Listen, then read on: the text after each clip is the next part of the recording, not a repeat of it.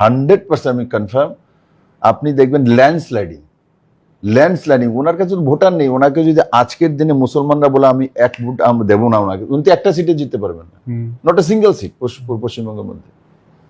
তো স্বাভাবিকভাবে আপনি যেটা বলছিলেন যে ওখানে বলছে কি কিছু লোক যে 100 সিট পাওয়া দরকার, ল্যান্ডস্লাইডিং যখন হয় তার কোনো সংখ্যা হয় না, তার কোনো সংখ্যা, কোন দিক দিয়ে ল্যান্ডস্লাইডিং হবে আপনাকে বলে আসবে না।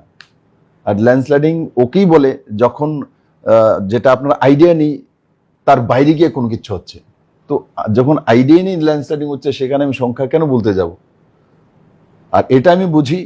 এবার আটকানো ওনার কি, ওনার যতগুলো উনি ইলেকশনটা জেতার জন্য কি কি প্রয়োগ করেন, উনি মানুষকে ধমকানো, ভয় দেখানো, মেরে ফেলবো, দেখে নেব, পিটে নেব, ল্যাংড়া করব, লোলা করব, এই ওয়ার্ডটির বাইরে ওনার কোনো স্পিচ আছে একটা বলুন তো? ডেভেলপমেন্টের উপর পশ্চিমবঙ্গের মানুষের জন্য চিন্তা করছে? পশ্চিম বাংলার যে অবস্থা, ইলেকশনটা পশ্চিমবাংলার মানুষ লড়ছে, হ্যাঁ মানুষ লড়ছে, যেটা 2011-তে মমতার সঙ্গে হয়েছিল।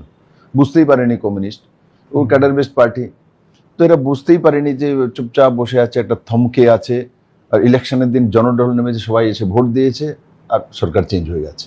যেটা ত্রিপুরাতে 2018-তে হয়েছিল, 2011 পশ্চিমবঙ্গ হয়েছিল, এটাই 2026-এ এখানে হতে চলছে।